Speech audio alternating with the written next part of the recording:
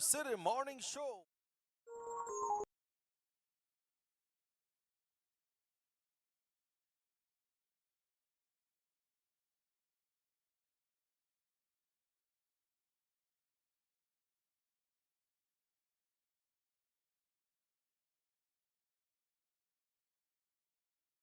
Ten, right here, coming to you from San Lorenzo Road, right here in Orange Walk Town. We now have a boulevard in front of us that will be named the Ignacio Vega Boulevard, which should be in completion sometime, hopefully sometime before the year is up.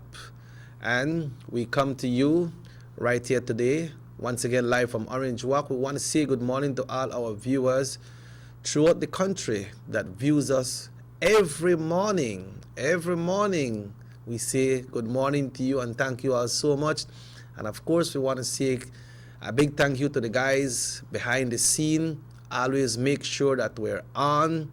You know, these guys, these different cable operators, they make sure that we're on every day. So we have to commend them, and we want to say good morning, guys, and thank you all so much for giving us the opportunity to reach in the homes of many different families here in the country of Belize. And of course, we'd like to thank you, the viewers, as well, for viewing us every morning. And it's so great when you can send in your thoughts, if it's by text, if it's by email, if it's by telephone.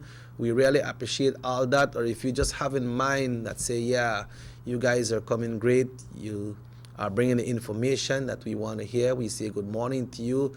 But you know, it's much better when you share your thoughts and your information with us and tell us where we go around and uplift us when the time come for us to be uplift. Just like you can uplift somebody every day. You know, when we have a fallen brother or a fallen sister, that's the time when they need that upliftment. It's not only when we say falling, it's not only if somebody dies. You know, something might be going wrong with somebody in the neck of their woods, maybe with their families, maybe in their jobs, maybe with some friends, maybe some kind of financial situation, and we are there to lift them up. It's not all the time that when somebody needs a little lift up or people want to talk to you, it's because of financial situation. Maybe they want to talk to you about their situation, but it's not really that they probably want you to give them money. You know, by having your presence there and talking to this person, if somebody asks you to sit down and talk with them, or they call you and ask you for some advice, it's because they appreciate you as a friend and they know that you can give them that some advice that they need to carry through their life, or just to carry through the day, or to solve out a little problem, a little situation. And I want to say good morning to all the nurses, the doctors, everybody who, you know, had that, they call it the graveyard shift, the overnight shift, the firemen, the policemen, the nurses, the doctors, everybody, watchmans all over the place. We say good morning to you all. We have fisher folks who are on the sea. They spend the night out the fishing, because I understand when some people go fishing, they spend days, they spend nights out there. So I want to say good morning to you all. People were just to come in from work and say, man, you know what? I watched the show this morning until I fall asleep. Good morning to you, but you know what? You need to take your rest as well. Good morning to our students getting ready for school this morning. Girls and boys, it's a very lovely, beautiful morning, and today is the 17th day of May 2017. You see, we have three big celebrations in this month, you know. We have the 1st of May, which is Labor Day.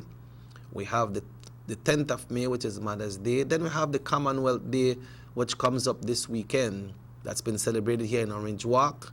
And we know that this weekend is going to be a big celebration. We have the Davco Fair coming up on Saturday. Then we understand that the Jockey Club will be having their grand 24th of May horse race. You know, it used to be like the 23rd and the 24th, because the holidays used to be observed on the day itself, but now the holidays are put the closest Monday to where the holiday falls. So Monday is going to be a public and bank holiday, and this horse race will be held on Sunday, this Sunday right here in Orange Walk Town at the People's Stadium. So, and this is the last holiday, folks, the last holiday in at this time until September, because we got Father's Day too, but Father's Day not so big like Mother's Day, right? So we got Father's Day coming up in June. Then we got the long summer. We got so many things happening in the summer. We got summer camps. We have different football tournaments, competitions coming up. A lot of sporting activities. We know many people take the summer to put all these great summer camps together. We have a lot of churches that will be doing their summer camps. We have a lot of different area representatives. We have different town councils all over the country that will be doing summer camps. So I want to urge you all to, send our kids, get our kids in a nice summer camp. Sometimes it's for a week, sometimes for 2 weeks, sometimes they travel out. But nevertheless, also we like to remind you all of the Grand Chocolate Festival, which comes up this weekend. Belize produce chocolate as well, It's very nice too. They have the festival this weekend all the way there in Toledo. So the folks there in Toledo, good morning to you all. Muy buenos días a la gente ahí en Punta Gorda, Mango Creek. Where you are watching us, we are listening to us bright and early, right here. And we say once again, good morning to all of you out there. I hope these kids can catch this one to Marconi, Nazir, Nikita.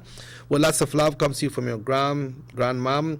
We got that Besito de Chocolate song right on the program this morning, so you will be hearing that song today. So talking about all these activities coming up, and we need to check in now with the Belize Met Service to see what's the situation with today's weather, because all of us depends on the weather. Yesterday, it was very hot yesterday. Yeah, that's right, it was very hot yesterday. And make us see what today look like. They fan the work right now. They refrigerator work. A lot of ice they sell. People they drink a lot of water. People they drink up their water. So we want to check in with the Belize Met Service. Let's see if we can get it here. I had it already, but you know how it goes sometimes. Sometimes something else come in, and then we gotta switch from that one to the next. And this morning we should be having a very interesting show as well. I'd like to apologize that Mr. Emmanuel Martinez is not here this morning. We understand that he's under the weather, He's under the weather. He's not feeling too good this morning. So he will be absent for this morning. But we have a very interesting show for you all coming up this morning. We have a very interesting show for you. We'll be talking tourism this morning. And of course, about the different sites. Right here in Orange Walk, because we know that we have the big site, which is Lamanai. Lamanai is good. A lot of people feel like it's only Lamanai, but there's much more that we can see and travel to and share with our kids and our families when they come to Orange Walk. When people come, most people say, okay, we want to go to the Keys because things happen at the Keys, but there are great sites right here in Orange Walk that we can visit, and we will be bringing some of that information for you right here on the show today. As we check in with the Belize Met Service for today, Wednesday the 17th of May 2017, the general situation, fair, dry, and hot condition prevail. So that will continue. The 24-hour forecast, mostly sunny today and partly cloudy tonight. Little or no rainfall will develop, and the winds are blowing east at 5 to 10 knots. The sea state light chop to chopping. No advisories today, so it's good to go fishing today or just go and sit and look at the sea or take a nice swim today. The outlook for Thursday and Thursday night is for hot and dry weather that will continue. Let's take a look at the temperatures. For today, the highs in the coast, 32 degrees Celsius, 89 degrees Fahrenheit.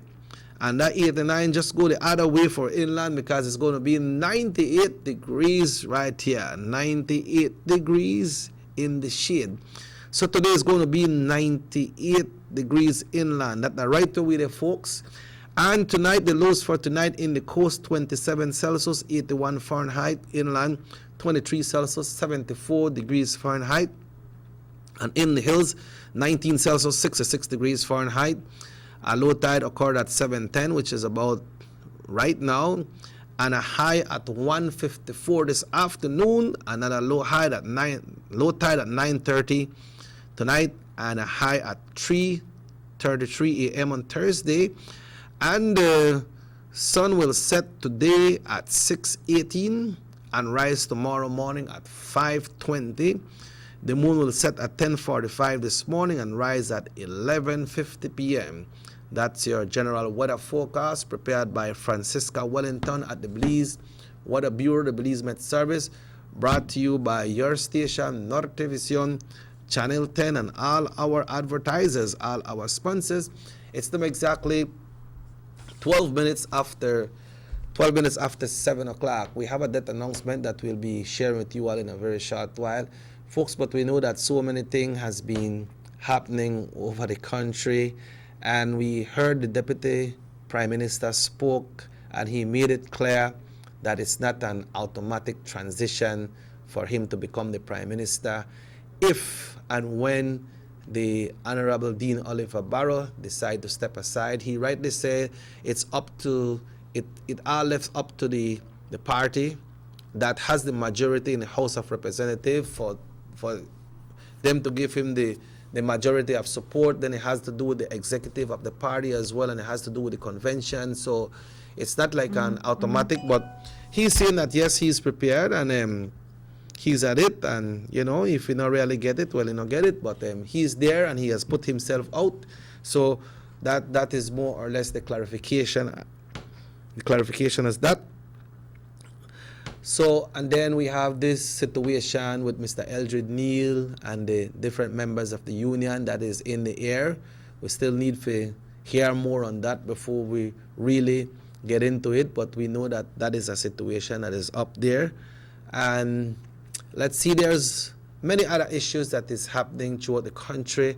We saw that situation with the gentleman on Monday morning, which was occurred on Monday morning about 11 o'clock. He was coming through the coastal road and someone crashed in a vehicle, ran off the road, and he stopped.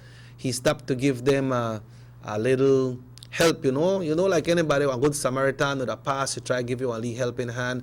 And we understand that the judge, he was shot and he was killed, and unfortunate, it's very unfortunate what happened because the man stopped to give help him. He went to visit the brother at our next farm, but he never reached at the White Ridge farm. We understand a White Ridge farm in going. He never really reached, and for being a good person, the man lost his life. Unfortunately, that happened. We'd like to say thank God that we are not hearing much of this gang situation in the city right now. So we'd like to thank the good Lord for that and commend the guys, and also commend the persons that are behind all this helping out. We have a death announcement right here that we want to share with you this morning. It is with deep sadness that we announce the death of Mrs. Alma Mendez, affectionately known as Mrs. Kedise, or by Mama Dooley from her grandchildren.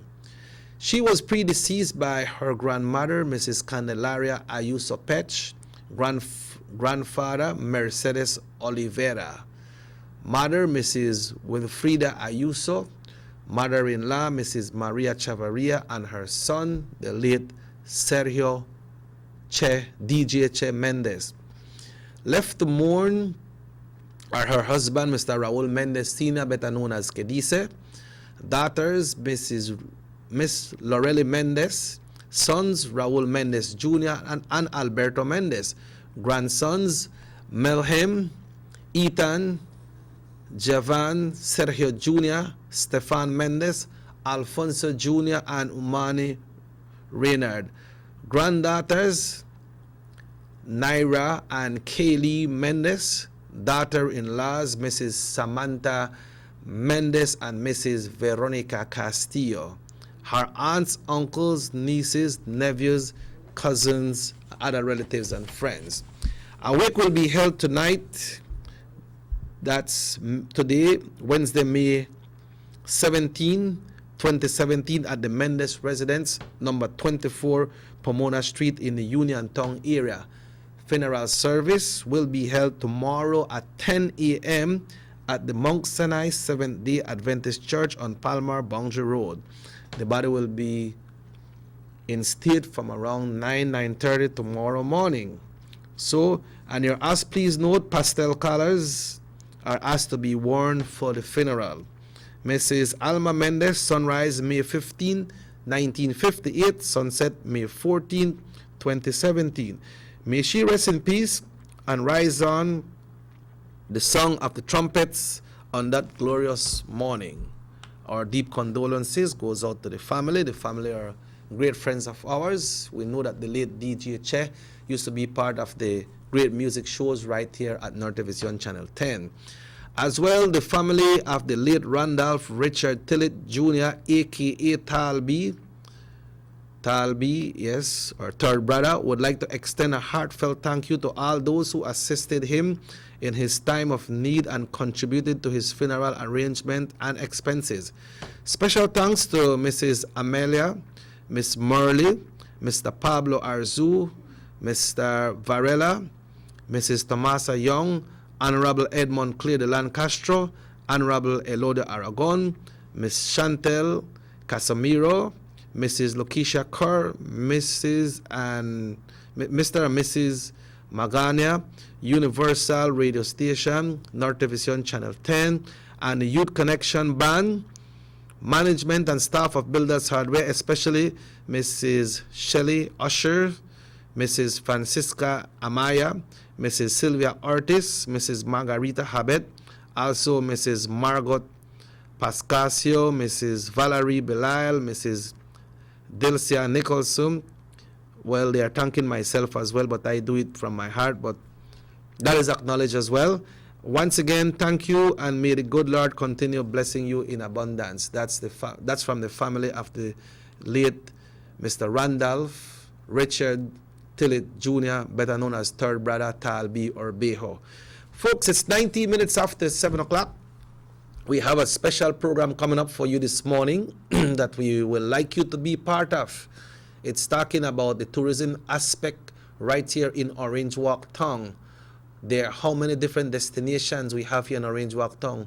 What is there to do in Orange Walk Town for you to be as a tourist or to tell the tourists about it?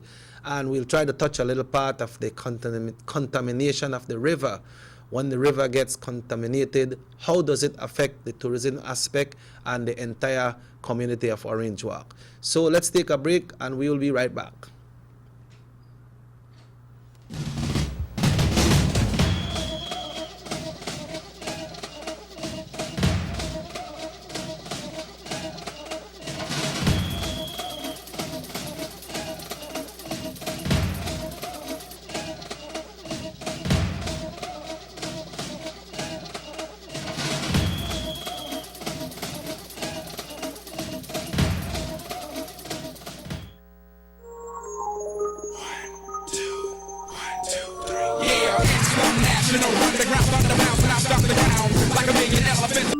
What? 50%?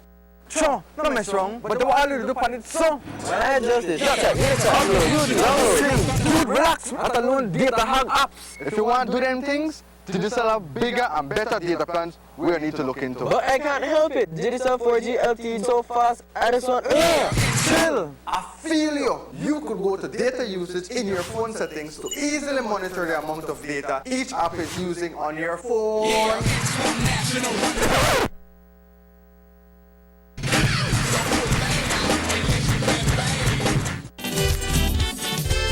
It's the first ever Davco Village Fest on Saturday, May 20th at the People's Stadium. Come and enjoy cultural presentations from 24 villages in the Orange Walk District. There will be cultural dances, arts and craft displays, plotting up the maypole, games for kids and adults, greasy pole, and Baba Bitters drinking contest, and many more. Also, all day long, you can get your brand new phone and special promotion plans, both from Digicel and Smart. When it comes to food, come savor, delicious Reino Negro, pibil, tamales, cham cham de witch, cold food soup, escabeche, and so much more. Gates open at 9 a.m. Official opening ceremonies at 10 a.m. Youth Connection Band will be jamming from 4 to 10 p.m. It's the first ever Davco Village Fest on Saturday, May 20th at the People's Stadium. Platinum sponsors, Niche, Ministry of Rural Development, Davco.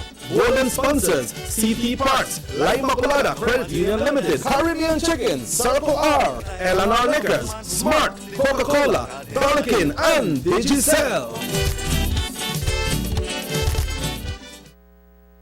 As a testament to government's commitment to improving the lives of all Belizeans, in 2016, the Ministry of Investment, Trade and Commerce, championed by Beltrade, secured approximately $300 million in new and expanded investments, leading to over 1,500 jobs in tourism, agribusiness, and business outsourcing.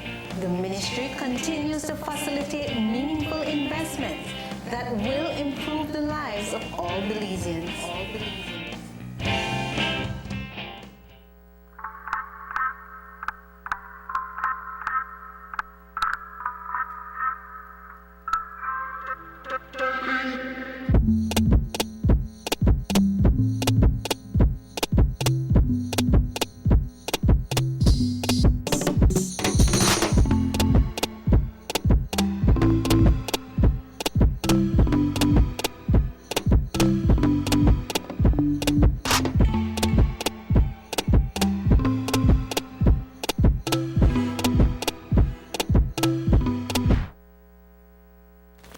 Music is not what I do. Music is who I am. I keep up with what's hip, what's hype, what's now. With my Digicel 4G LTE Advanced, I am way ahead of the game. No data in the region can keep up with Digicel 4G LTE Advanced. Digicel 4G LTE Advanced, up to 5 times the speed, 5 times the rush. You feel me? The trumpets blow.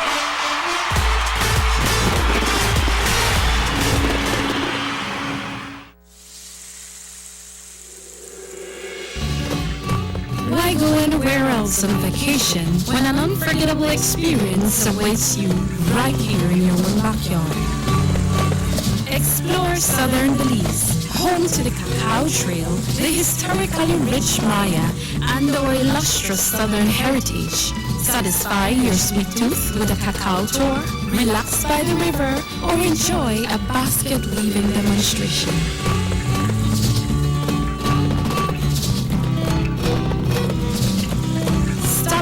For some delicious southern food. Come and enjoy some good old-fashioned southern hospitality. Belize, where you can discover how to be a Belizean traveler.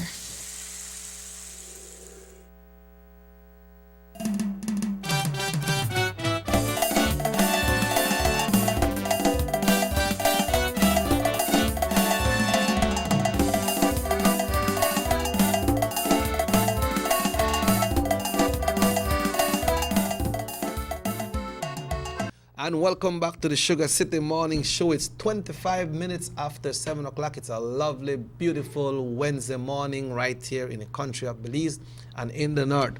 Folks, it gives me the distinct pleasure to have beside me this morning and on the show a man who has been in tourism from so many long years ago. If we talk about pioneers of tourism in Orange Walk and in the country of Belize, we are talking about Mr. Wilfredo Novello. We would like to say good morning to you and welcome to the show, my brother. How are you doing this morning? Fine, Chike. Fine. All right. Good morning to you and good morning to the listeners. Okay, so this program that we're having this morning is a program like we spoke earlier 2 days ago, is to educate our Belizean people and mainly here in Orange Walk about our different destinations. This television station covers the entire country of Belize as well. So we can talk pertaining to other parts of the country and talk to people in the other areas because we are in Punta Gorda, Danriga, Benqueviejo del Carmen, over the whole country and San Pedro. But we can we have a little brief background of yourself when it comes to the tourism aspect here in the country of Belize? Yes, Chike. Well, actually, I got into tourism because in 1971, my father, the late Gabino Novello, and some other gentlemen, they went and occupied lands in the Indian Church area. There were no people living in Indian Church, no San Carlos back then, and no Lamanay. And while they were working the lands over there, my father bought a boat with a 25 horsepower Yamaha engine. And going up and down, taking supplies for the people to eat. One day we heard that there were ruins out there and that excavations were going to be starting. And it did happen that 3 years later, in 1974, Dr. David Pendergast of the Royal Ontario Museum in Toronto, Canada, went to Lamanay and started the excavations. And I started seeing the work being done, because once excavation being done, they cannot stop any Belizean from visiting. And they have to have PR people, to do public relations, and most of the time students getting credit hours for their university dissertations. Well, I was fascinated seeing the pottery being removed from underneath the ground, human skeletons being found, and so on. And every time I would go, we would be stopping at Lamanay. So I saw a lot of the work being done at Lamanay. Eventually, as time progressed and more finds were being done, in 1986, the site was open to the public. 86? Yes. Okay. But in the meantime, while excavation was being done and Dr. Pendergast was publishing his finds in Rotunda Magazine, Journal of Field Archaeology, National Geographic, and others, then people started getting interested in visiting the site. At that time, it was Miamor and the Victoria Hotel that were around, and they would ask us, maybe 6 months, 4 months, we could take some guests to Lamanay. Sometimes it was 3, 4 persons. Well, we said, yeah, we'll take them, and they would go and visit the site. But when the site was officially opened in 1986, I doubt it was getting 200 visitors a year. A year? A year, yeah. Okay. By 1989, more interest had increased into the Lamanay archaeological site. And that is when my brothers and myself, we decided that we're going to get into tourism.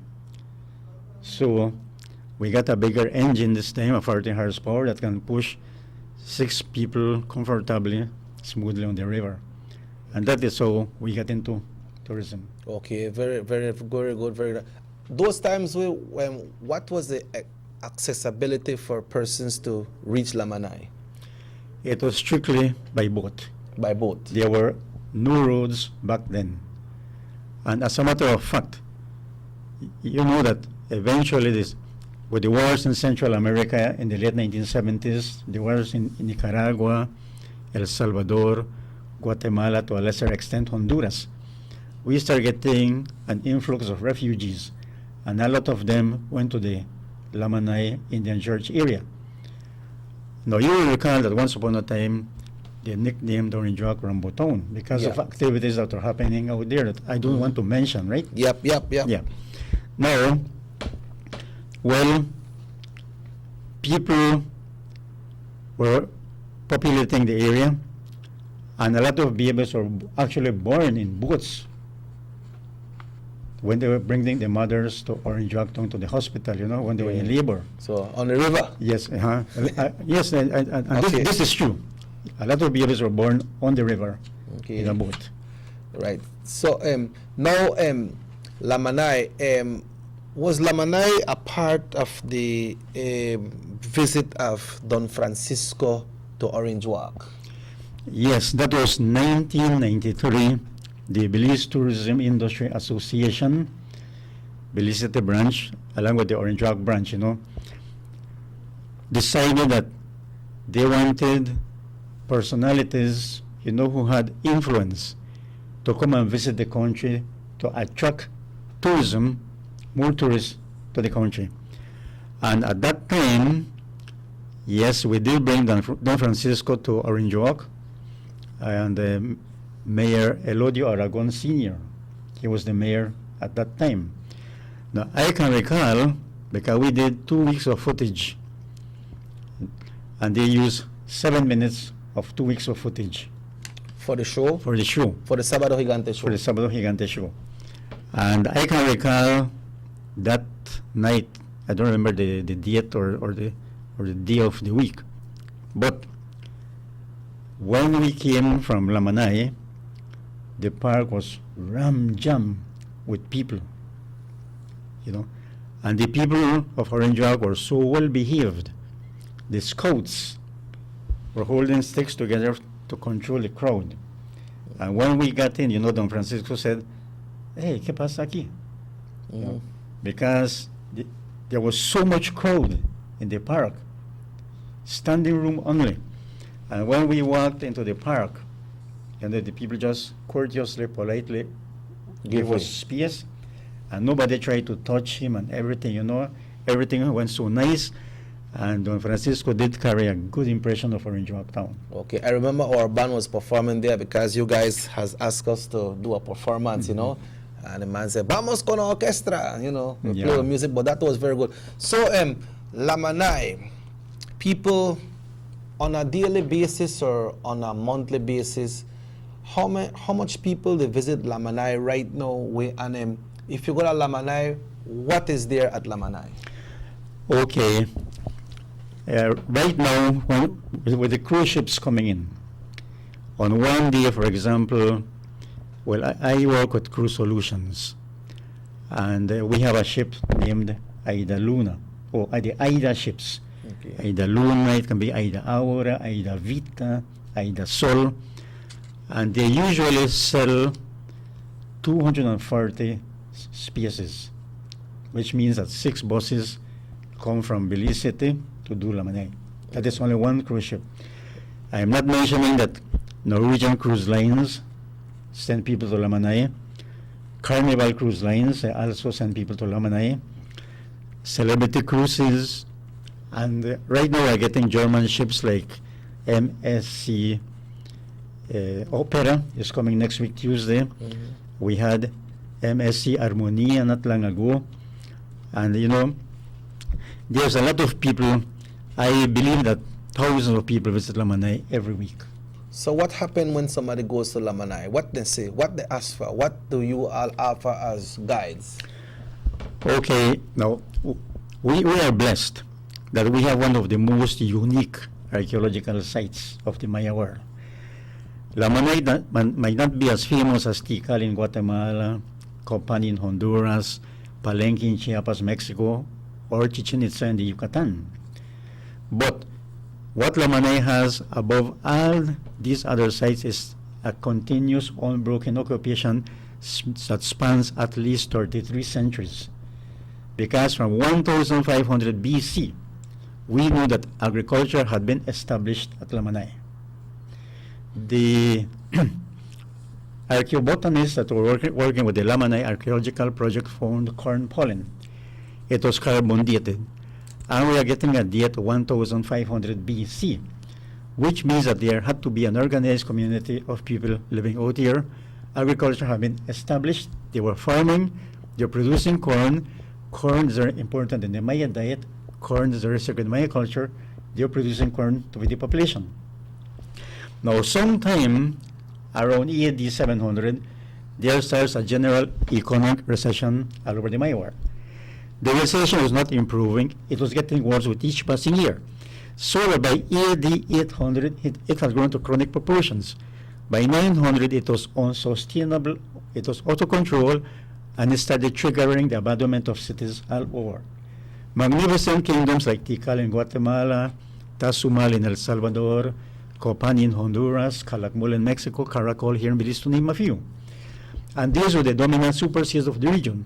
They were being abandoned after AD 800 and 900.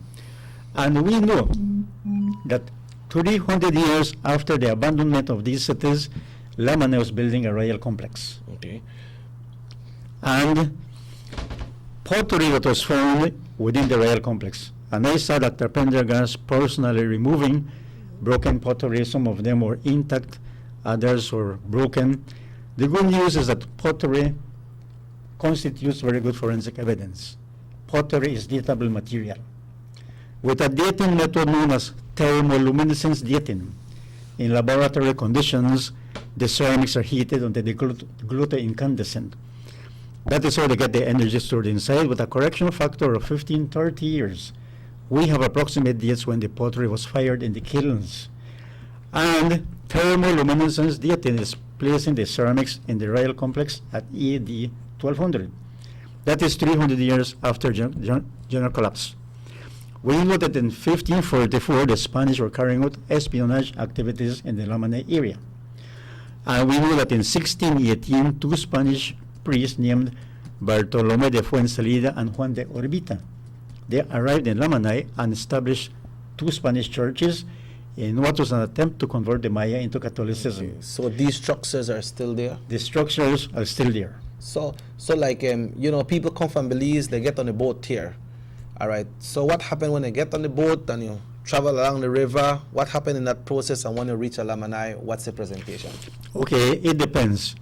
If it is a cruise ship people, we don't have time to be stopping a lot because we only have maximum 7 hours, 30 minutes to do everything. For them to reach here and get back to the yes. terminal. When we take them out of the tourism village, take them to Lamanai, feed them, take them back, and this includes restroom breaks in between. Okay. See, now if it is a regular tour, like people who come here for overnight, you know, be it San Pedro, Belize City, Cayo, or Orange Walk. Do we have Mexicans coming too? Yes, we have a lot of Mexicans. Okay. Then we do a regular tour, you know. We give them a good briefing of the river because this river is one of the most important rivers of the Maya world. One of the most strategic rivers, historic rivers that we have in Belize. It was the ancient trading route for the Maya. It linked the trade that was coming from the highlands in what are the present-day countries of Guatemala, El Salvador, Honduras, via the river that empties north of Belize into the Caribbean Sea to the lowlands in the Yucatan and beyond. And of course, trade was coming from the lowlands to the highlands via the river. Okay. And also, Cheke, in ancient times, the river did have an original name. The Maya called the river Zulwinikob. What that means? Translated into English, Zulwinikob means river of strange peoples or river of foreigners because of the great amount of strange peoples going up and down in the river. There we had the Spanish coming from the Yucatan via the province of Bacalar, via the river to go to the kingdom of Tayasal in Guatemala to negotiate the surrender of Tayasal. Today, Tayasal is known as Flores, the island in the Petén department of Guatemala. See? Lake Petén Itzá. And then we had the English going up and down with the logs. See? Mm-hmm. So it seems that the new river, the historic destiny is to continue being a river of foreigners because daily people from all over the world use the river when they go to Lamanay to see our ancient history. Okay, so when you carry on regular tour, what people could sip on the river between here and Lamanay? Well, I'll tell you the truth. About 20 guides, you know, we went on a boat, and in 2 hours, we managed to record more than 100 different species of birds. So we got a lot of birds there. Yes. Okay. Now, north of the Amazon, Belize is the best country for bird watching because we have at least 574 resident species of birds. Damn. And we are in the subtropical climate zone. Now, when it is freezing and defrosting in North America and Europe, we get a lot of birds coming down. And it is warm in South America. Now, right now, May is starting to freeze in South America. So we are getting birds coming from South America to here. See? So we have no shortage of birds all year round. Now, not long ago, I was going by BSI, and from far I saw something floating on the river. I thought it was a plastic. But when I get closer, and I use my binoculars, I see it's a bird. But I had never seen this bird before. And it's not in the Belize bird book. In the birds of North America, I looked at it, it was a common pintail. See? And to see a common pintail in Belize is very, very rare. So where is known for to seeing these kind of birds? Mostly North America. North America. And what the time now is exactly 80 minutes away from 8 o'clock. Very good discussion. We need to take one little break. And when I come back, we want to talk about some of the other destinations that Orange Walk as well, because we know Lamanai is big, but I believe we have more destinations as well. So let's take a break, folks, and we'll be right back. We're talking tourism right here this morning. Tienes 8 cilindros. Eres adrenalina disfrazada de aleación de aluminio a 8000 revoluciones por minuto. Así como así. ¿Será el cigüeñal? Una limpieza de inyectores y un cambio de aceite. Vas a correr con libertad, campeón. Los que entendemos al motor como si tuviera voz, hablamos máquina. Rochras, poniendo el mundo a funcionar. Ahora distribuido por German Vega & Sons. Búsquelo en su tienda favorita. Mama, you gave life to me. The blessing of a mother is the most divine gift. She who is the light of our eyes, she who is full of grace. Oh, sacred is a mother that makes our hearts full of joy. Thank you, Mother. Everything I owe it to you. Thank you for giving me life. And yes, for this special time, we at Rapid Eco Loans extend a big thank you to all mothers for being nurturers of love, for being stronghold of our society, for giving us eternal love. And to give back to you from now until Mother's Day, we are offering 25% discount on our widest array of quality and affordable jewelry. Yes, you heard right. 25% discount. Come one, come all, and take advantage of this mega promotion. Surprise your blessed mother with that special gift, a valuable gold piece that will last a lifetime, a precious and genuine gift that she deserves.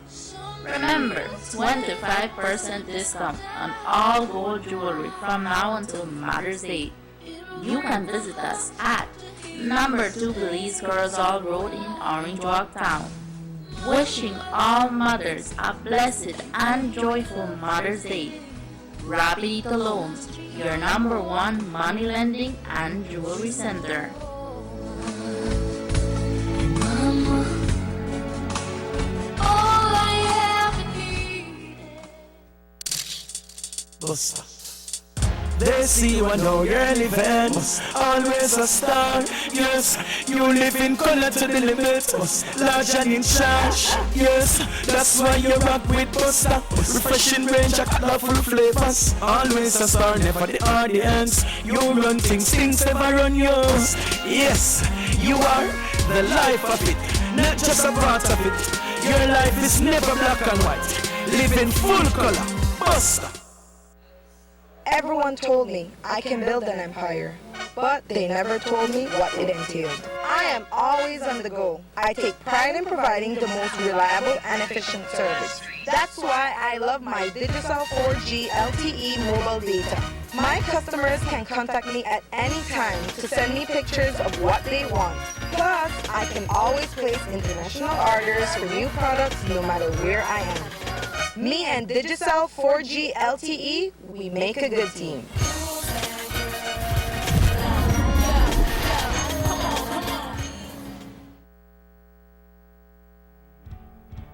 Across the country, development and transformation continue under this government. The new Guanacaste roundabout at the junction of the Hummingbird and the George Price highways is complete and one to be proud of. The George Price Highway is being rehabilitated from the Belmopan Junction to Benque Viejo. There will be a new baking pot bridge and upgrade of the Caracol Road. Also, the new Macal River bypass and bridge will be completed by March 2017.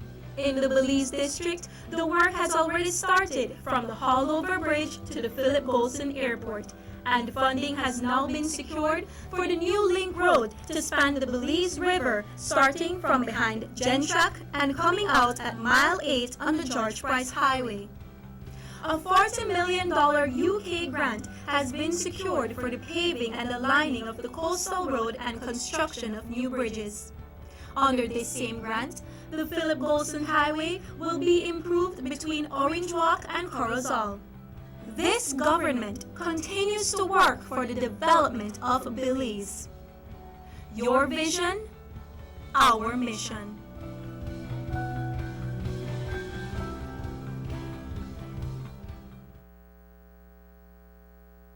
Let's get ready to rumble!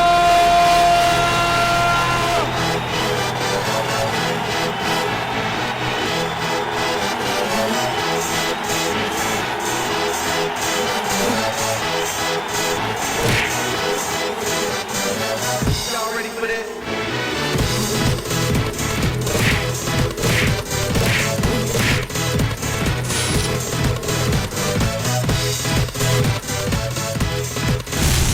Get serious. Get pop.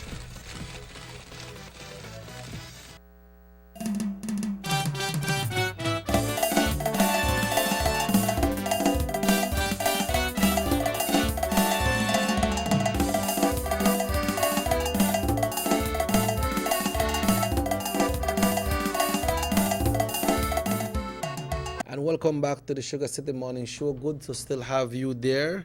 It's now 12 minutes away from 8 o'clock. We are talking to Mr. Wilfredo Novello. When it comes to tourism, we have a very, very wealth of information. We touch on Lamanai, are there different destinations here in the Orange Walk district when it comes to tourism? Yes, Jackie. But unfortunately, some of them have not been fully developed for tourism. For example, we have the Cuello site, right? What a Cuello site? Okay, Cuello site is considered to be one of the oldest archaeological sites of the 5 countries of the Maya world. And the Cuello site was much, much larger once upon a time. Now, what we see there are the mounds covered with trees. But there's one particular building that is very interesting because now when I take guests over there, right, we ask permission at the office on Main Street, and then we go to the distillery, and then we go into the area. And that building that is excavated is a very interesting building. And what I like with it is that there's the stucco, the white lime mortar that was used to plaster the building to keep it beautiful, you know. You still have a big chunks of stucco right there. Oh, yeah. And they're about 2 inches thick, you know. And just the thickness of the stucco tells us that this had to be a very rich Maya city back then. Because the bigger the stucco, it means that you have resources to be able to afford it. When the stucco is much thinner, then it's telling you that things not that bright with the city. See? Okay. Yeah. So that is Cuello site. Mhm. Okay. So what else we have apart from Cuello site? Well, we have La Milpa at Program for Belize. Now, La Milpa has been extensively excavated more than Lamanai. It's very far away. I visited it last year, and I was surprised and amazed, you know, at the evidence that I saw. For example, there's a stone monument. You know, archaeologists call them stela today. The Maya call them tetun, or tree stone, because they planted them in front of very important buildings as trees of stone. And there is one that there's evidence it was carved on 3 sides, nothing at the back. And this type of carving, I have only seen it at the site of Copan in northwestern Honduras. Nowhere else have I seen a carved stone on 3 sides. But at La Milpa, we are having evidence of that. And some mounds have been excavated, and you can see that there's a plaster of floor with stucco, and about 1 foot above that, there's evidence that there's another layer of stucco of another floor. Now, since 1839, archaeologists have known that the Maya used to cancel old buildings by building new ones on top of the old ones. Today, we would demolish an old building, remove it to put a new one in its place. The Maya simply used the old building as foundation, and they coordinated by putting a new building over. Then they buried this older building with a new one. Little by little, the building getting bigger and bigger and bigger and higher and higher and higher. It was as if you're making an onion by putting one layer on top of the other. Yeah, so that's why someone look at something like a pyramid sometime, no? Yeah. Okay. And we see that evidence very well out there at La Milpa. But La Milpa is not that easily accessible. But you know, an archaeology buff would do everything to go and see it. La Milpa, is that the one that is a private? Yes, it's a private land program for Belize. Okay. Okay, so we have La Manay, we have Koyosite, we have La Milpa. Anything else for Orange Walk? Well, unfortunately, the jungle has taken it over, but Nokmul. Okay. In San Jose. Yeah. Yeah. So when we have then things that how when it comes to tour guides to take care of these different sites that we have, do we have enough tour guides in Orange Walk? Yes, I check it. Definitely. I believe that we have at least nothing less than 150 licensed tour guides. Wow. In the Orange Walk district. People may always feel like only Belize City have tour guides. I never knew we had so much Orange Walk. I thought it was just yourself and your family and hockey and then guys, you know? No. Personally, well, I have been conducting training for the Belize Tourism Training Unit, doing the World of the Maya, from the manual, and the field experience. And I can easily say that I have trained more than 75 tour guides. What does it take for somebody to be a tour guide? Well, first of all, you need to have a clean police record, right? Because I know of a guy, it took him more than 10 years to get his license because he had a bad police record. But eventually he was exonerated and now he's working as a tour guide. Okay. I don't want to mention him. Yeah, so you need to have a clean police record. Yeah. Okay. And then, of course, if you need to have the enthusiasm, the drive, and you need to study. If you're lazy-minded, tour guiding is not for you. And tour guiding, many things come into play. For example, we are front-line ambassadors for the country. And it is the tour guides that make it or break it for the guests. See? So we have to take training, cultural differences between Europeans and Americans. If you try to touch an American, they take that as an offense. Oh, yeah? Yes, Europeans tend to be more friendly, more chummy and so on. Yeah, so you have to really get that real good training for know how to deal with different cultures of. Yes, exactly, right. And you never talk religion, you never talk politics with the guests and so on, I don't think you're supposed to ask them for any things like money or so either, right? Neither. Last year we had a training with some trainers from Jamaica, and they told us, never even insinuate that the guest is supposed to give you money. You do your job, and after the job is done, if the guest feels happy, they will remunerate you, I went to Palenque with my brother Gilberto not long ago, and there were all the signs. English, so many pesos, hundreds of pesos, right? Spanish, Italian, German, and so on. Well, I know the Palenque site pretty well from books, you know. But I decided that I want to hire a tour guide, a Mexican one. So there was this couple from Nuevo Laredo, near to the border with the United States, and we decided to team up together and that we will pay. They pay 50% and I do the other 50% Did to the they tour know guide. that you were a tour guide as well? And no. Okay. Yeah, so we're going on the tour. And this guy, he left us halfway. He just showed the Temple of the Inscription, the Temple of the Foliated Cross. He did not take us to the Misolja waterfalls. But was a tour designed to go to all these places? Yes, yes. Okay. Uh-huh. Now, the governor's palace, he didn't even show us that. But, as I mentioned, I know the site pretty well from books. And I and my brother, we went into the governor's palace, and we saw a lot of decoration in stucco on the walls, not carved in stone. But I was looking for one particular individual, the ruler known as Chan Balum.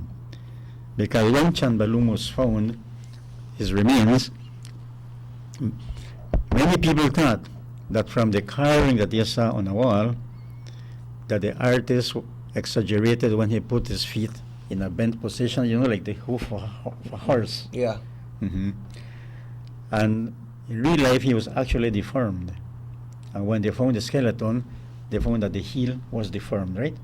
So the artist just projected in stone what he saw the ruler was in real life. Okay. You know? And the guy did not even show us that. Another thing, Chucky, you know, you can know when a guide is green. For example, it has happened many times this year with me on the bus. The tour guide goes and, "Good morning."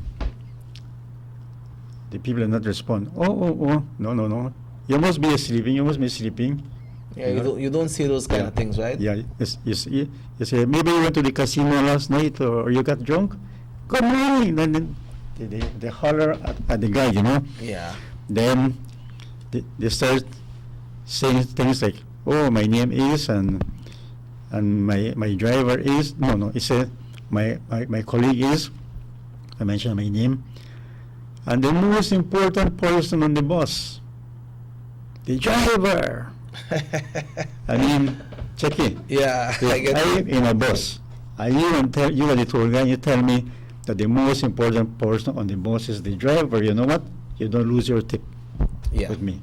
Right, yeah, Right. because then your attention will be drawn to the driver. To the driver, right. You know. So, but these people are well trained, right? Well, you know, that is what I question. Because, you know, I always tell my trainees, you see. In fact, when I train, I go the extra mile because in the training manual, there's nothing on this, the Lamanai Stela, with the hieroglyphic text. See?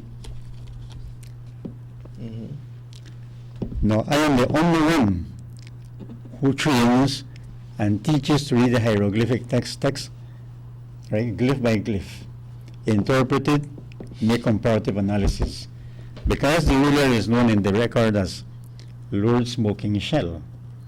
But we have a smoke shell in Copan, Honduras, but he was crowned 124 years after this ruler dedicated the monument in 625. Smoke shell arrived in Copan in 749, and he was on the throne for 13 years, see?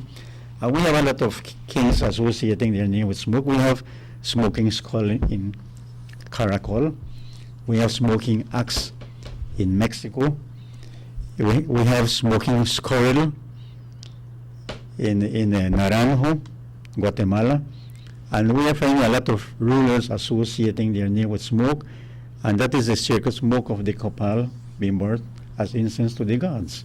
See? You mentioned about the thing with the tour guide. Can a tourist make a report against a tour guide? Absolutely.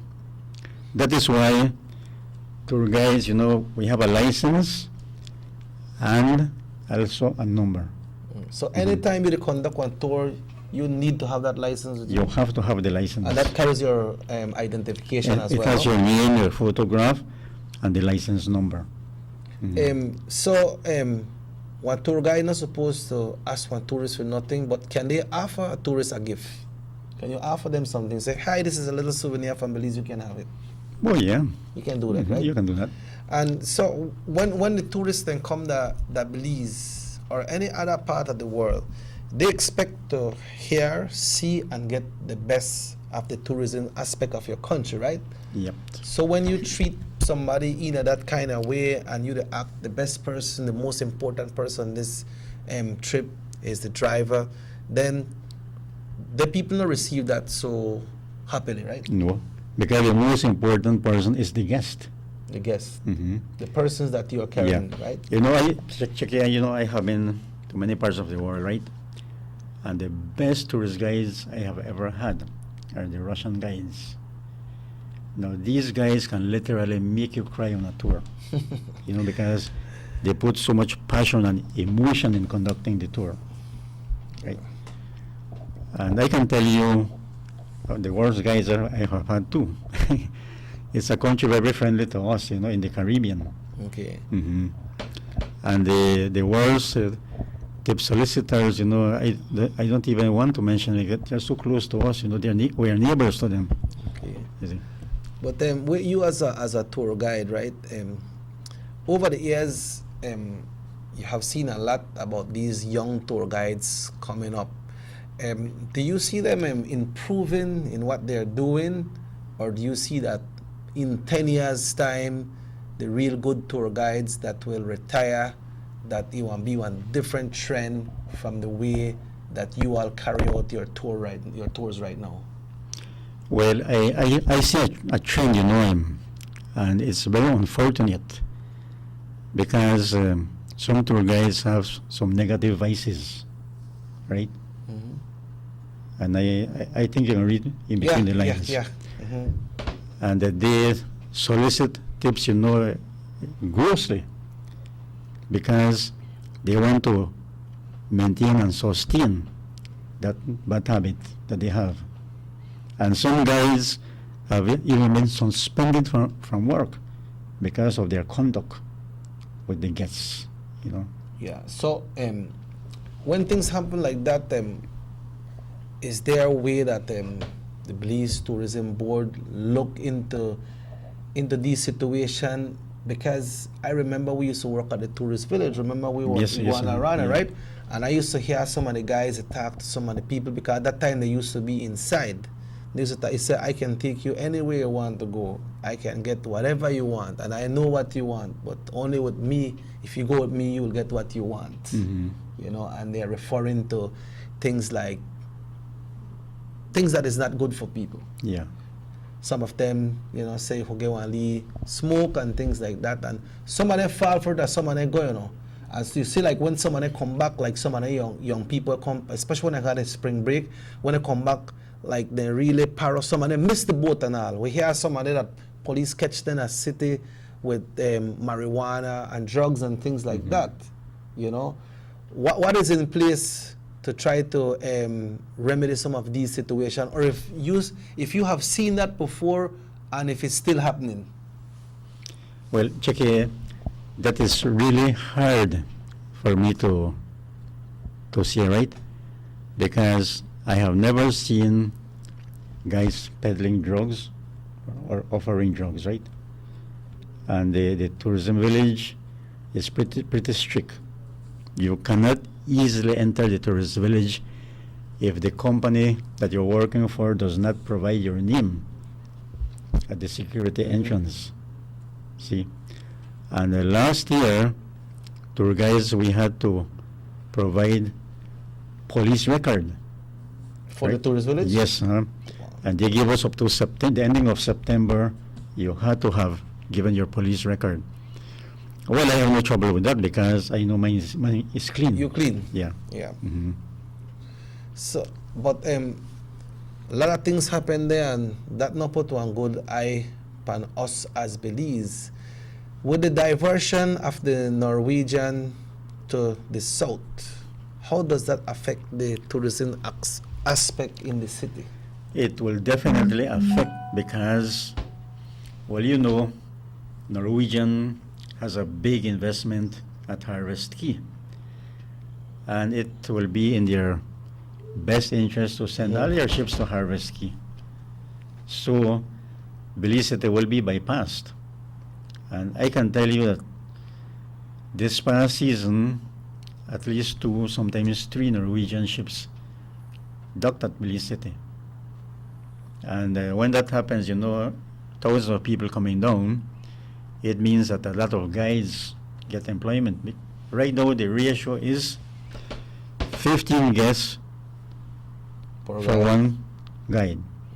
So whenever I take 40 guests, let's say to Lamanai or Altunha, I am given an assistant to go with me and a site guide at the site.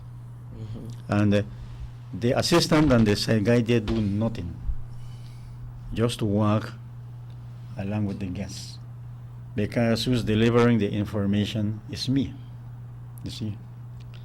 Now, this is called low risk activity. High risk activity like snorkeling and diving is 8 guests to 1 guide. 8, okay. And a lot of guys get employment, right? If you ask what they pay us, right? I get $150 Belize to do Altunha or Lamanai. Okay. Whether it's 4 persons or 40 persons. So that's what I get paid. if you care 40 persons and you have to hire other people, you get extra to pay them, or that comes from what you're charging? No. What happens is the guests, they buy the tours at the ship. So it's individual, no? Yeah. And the ships have contract with individual tour operators on land who do the ground transportation, the feeding, and everything, you know. But the guests are paying very well for the tours. But then people that you care, they have to be a licensed tour guide as well? Yes, you have to have a license. And I know that some guests, for example, are paying $110 to do the Lamanai tour. That's for one person? For one person. Okay. And I know that when the German ships come in, the guests are paying now 125 euros. And the euro is much stronger than the US dollar. Right, yeah. And I know that when the British ships come in, I took some guests the other day to Altunha, and they were paying 150 British pounds to do that. That's a lot of money. That's a lot of money. Yeah, that's per person? Per person. So when that happens, you as a tour guide, you still stay on your same? Yes. I have a text here that came in where he said, good morning. Just wanted to ask, why do we Belizeans must see much to enter the site? I think you want to say pay much for enter the site. Example, last year December we went to Cayo for 3 days vacation. On our way back, my family and I stopped at the zoo and we were charged $15 each. So we turned and didn't went. So how dare can we have the opportunity of visiting our wonders if we are automatically kicked out with the prices? Yes, no, that is a very serious problem in Cheke, because it all seems to boil down to making money, right? The Belizeans pay 50% of what foreigners pay to visit the sites. Okay. And Lamanai is $10. Altunha the same, but Belizeans, but you need to have an ID, a passport, social security, voter's ID. To show that you're a Belizean. Generally, they do not like to accept driver's license. But once you prove that you are a Belizean, then you get a 50% discount. And on Sundays and on holidays, Belizean enter the sites free of cost. That should be for any site in the country? Any site, well, not exactly, because the Belize Zoo is more like privately managed. Right, okay. Whereas the archaeological sites, well, it is niche, you know, BTB, Ministry of Tourism. Those are the ones that people get their discounts, right? Yeah. Okay. All right, the time now is exactly 11 minutes after 8 o'clock. We're having this discussion with tourism this morning. Now, we're going on break, but before we go on a break, we want to discuss about the situation about the river here in Orange Walk, because we want to know if a lot of people use the river, if a lot of people get benefit from the river, and what's the situation, or how does it affect our community locally and tourism-wise when the river is being contaminated. So we want to discuss some of that when we come back. Okay. Folks, let's take a break and we'll be right back.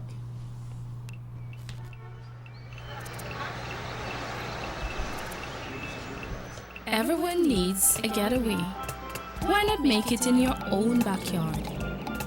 Learn the history of your old capital.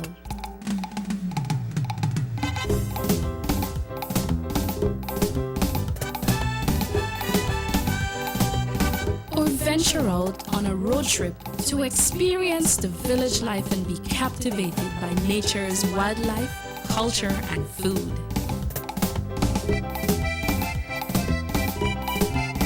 Belize, where you can discover how to be a Belizean traveler.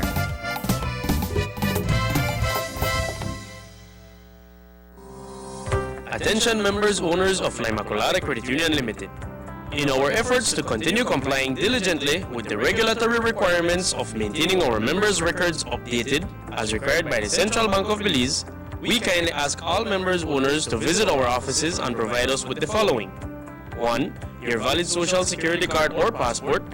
2. Proof of your address in the form of one original recent utility bill no more than 3 months old. Light and water bill preferred. If you are renting, leasing, don't receive utility bills, or your utility bills are in another person's name, the following documents will be accepted for confirmation of your address. 1. A letter confirming your address from the person whose name the utility bill is in, from your employer, from an alcalde or respective village chairperson, or from a judge or magistrate of the courts. 2. An original bank statement showing your address. 3. A tax bill. Or 4. A government-issued identification showing your address. Kindly ensure that your recent documents are delivered to us and updated no later than June 2nd, 2017, as our mandate is to freeze and report inactive accounts as well as accounts with outdated information to the Central Bank of Belize for further revision. We look forward to assisting all our valued members owners with this process to avoid disruptions in the delivery of our services to you.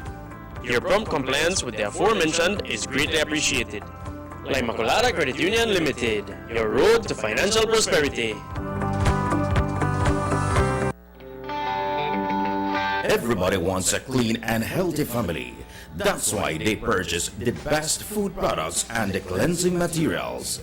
This time, we give you a bigger size of La Costeña products like the mouth-watering fried beans and the pasta sauce. And surely for your clean laundry, we have the breathtaking aroma of Ensueño Max Suavitel.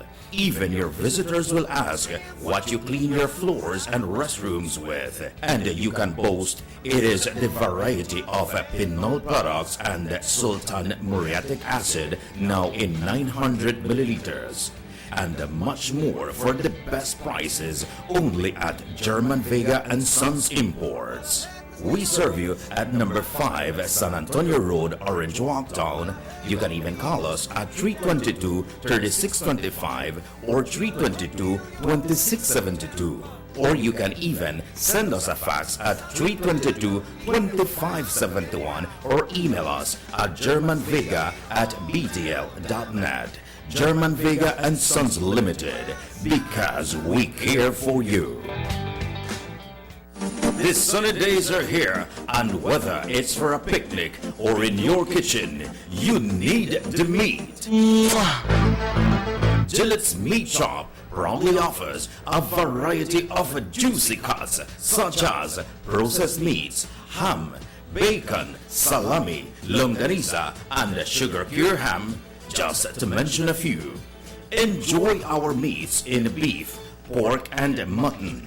So for that healthy cut your family enjoys, visit us at number 18 San Antonio Road in Orange Walk. from Monday to Friday, 7 a.m. to 12 p.m. and 1:30 p.m. to 6 p.m. Saturdays, 7 a.m. to 12:30 and 3 to 5 p.m. Sundays, 8 a.m. to 11:30 a.m. Place your orders at 322-3486 or 322-2175 or even 610-4061. Send us an email at derekgillett31@gmail.com. Gillett's Meat Shop. Fresh and processed meats. Ay, qué rico.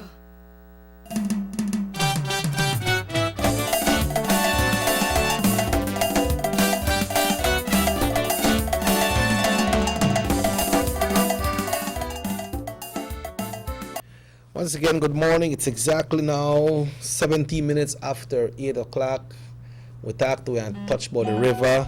And I want to ask we a question right here this morning. All right, it say, this one I want to take some and share with you before we continue with. It say, good morning. I am a young and proud Belizean who would like to get in the tourism industry, but I need my tour guide license. How can I require that, or where can I take classes to become a tour guide?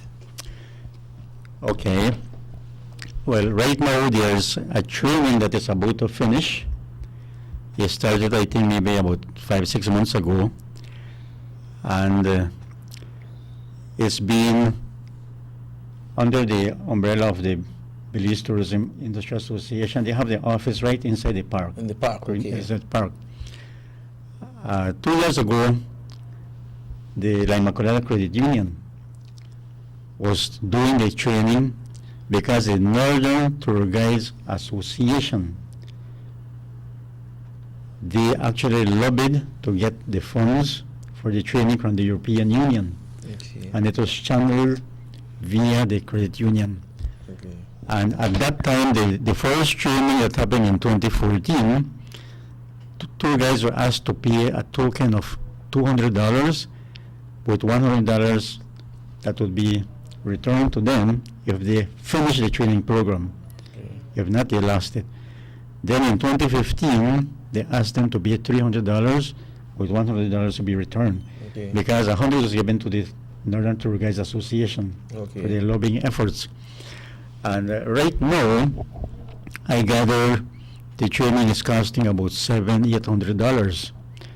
But they will need to be more in touch with the BTIA or the BTB Okay.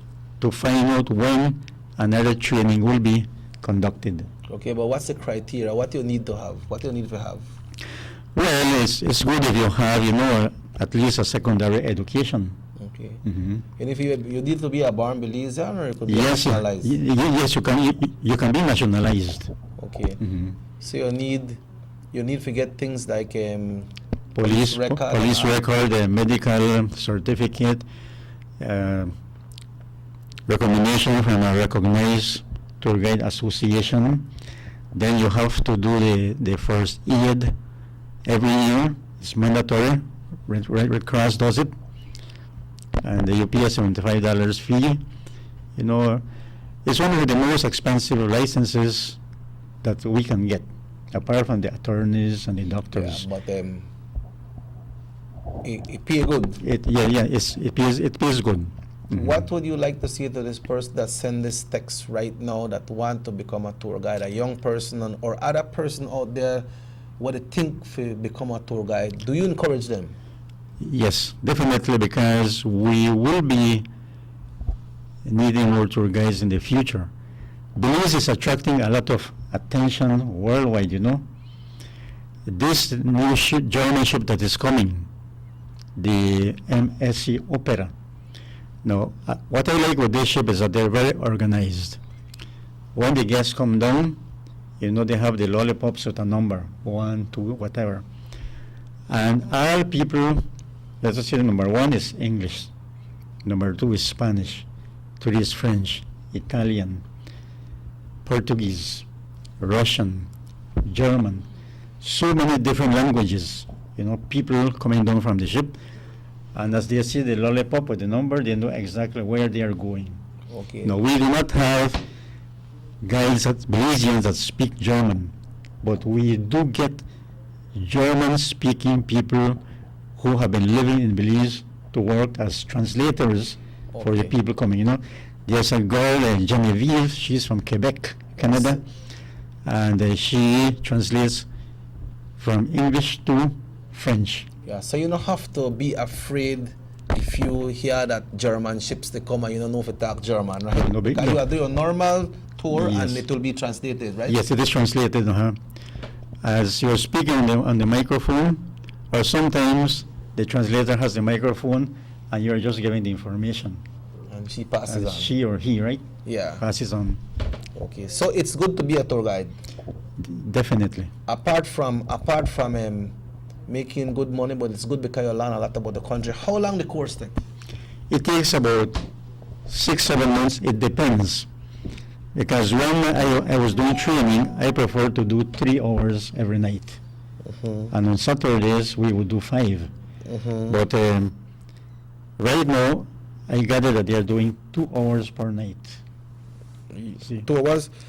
This one says here, he said, checking all that okay that Mr. Novello is saying, but they still take people to train as tour guides that not even finish primary school and they are accepted.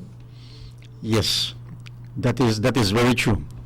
Now, I know of a person who got trained with me, and he could literally not even read or write, but his wife helped him, you know, to study.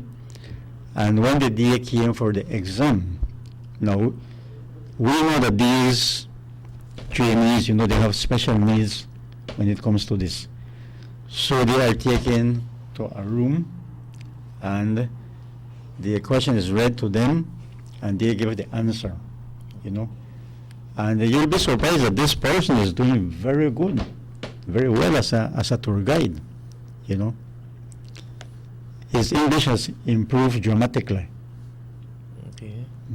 So he has the knowledge. Yes, he has the knowledge and he's doing very well. So it is true that some people did not finish primary school and so on, you know, but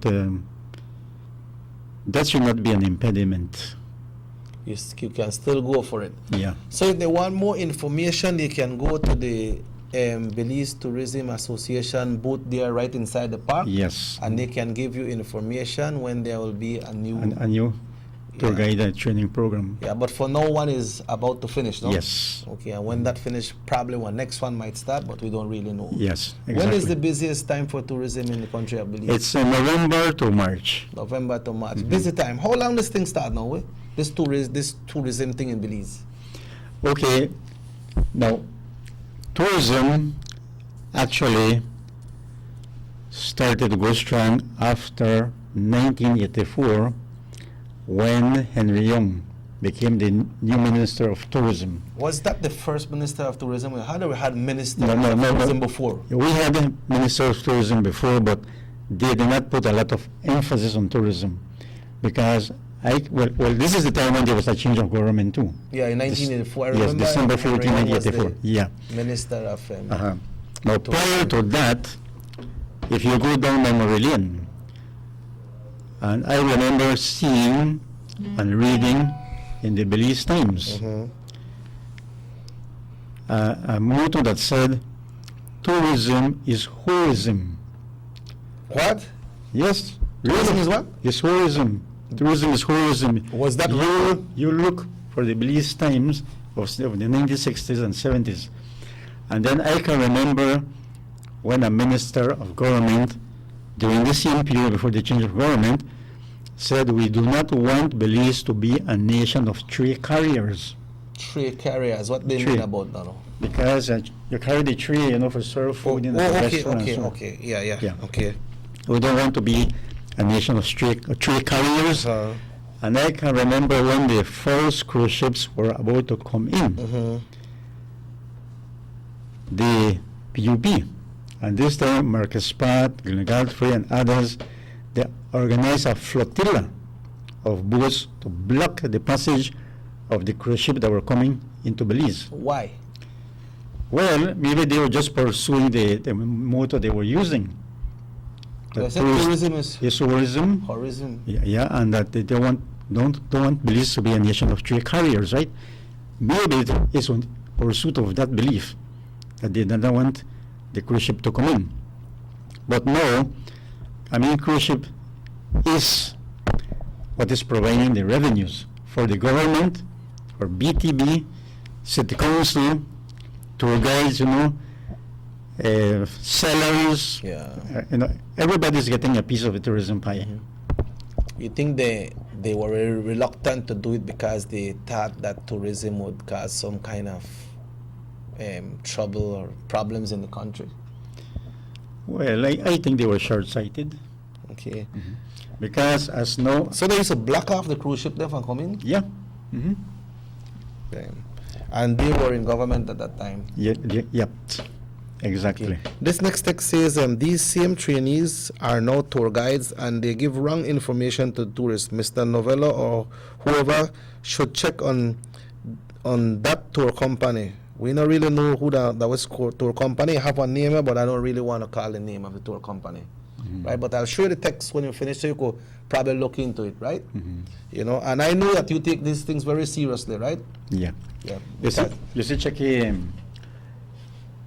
when you're involved in tourism, you need to read, study. You never stop reading. You never stop reading, right? Yeah. Yes, sir.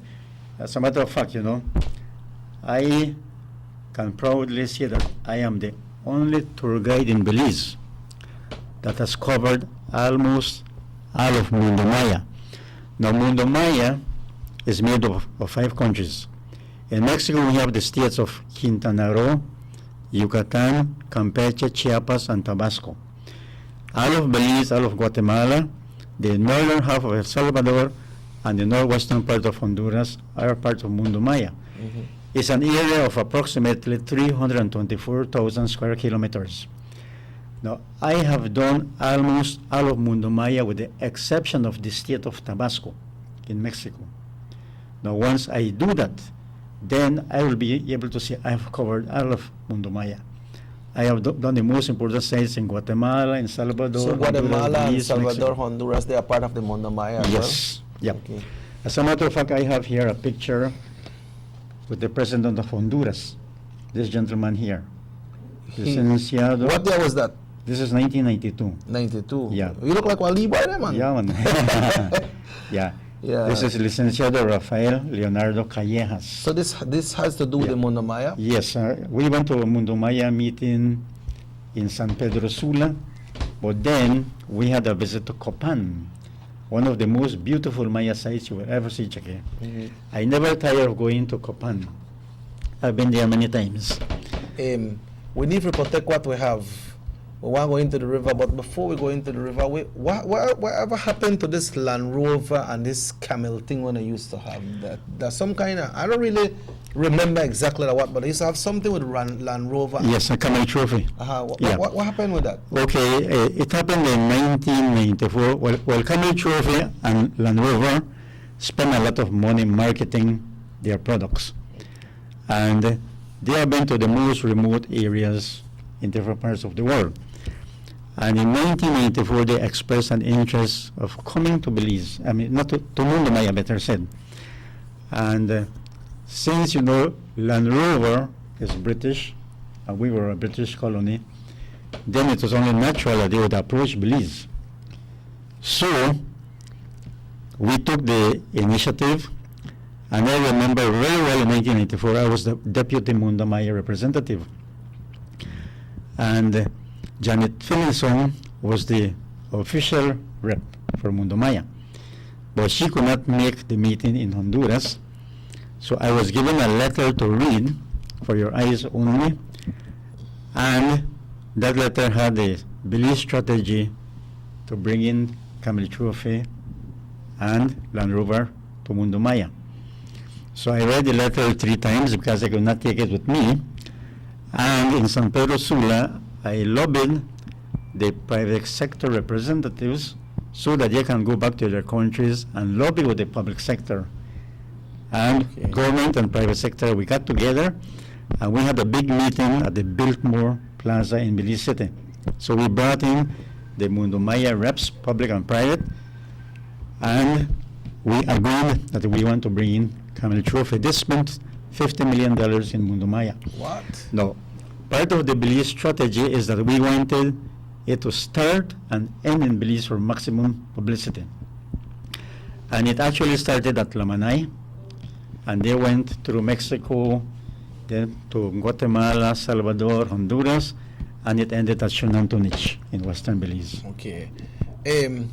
Somebody said on next text saying here that does the payment of tour guides is standard, or they have different tour companies that pay tour guides different from others?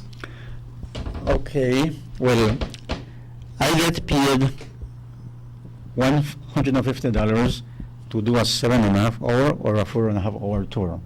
So that's your standard? Yes. As a matter of fact, I am the one who implemented the standard, because prior to this, tour companies were only paying $50, right? But I went and I said, no, I think that is unfair. Even when I'm being paid $150, I know that I'm being underpaid, because at one guest, they have already covered my payment.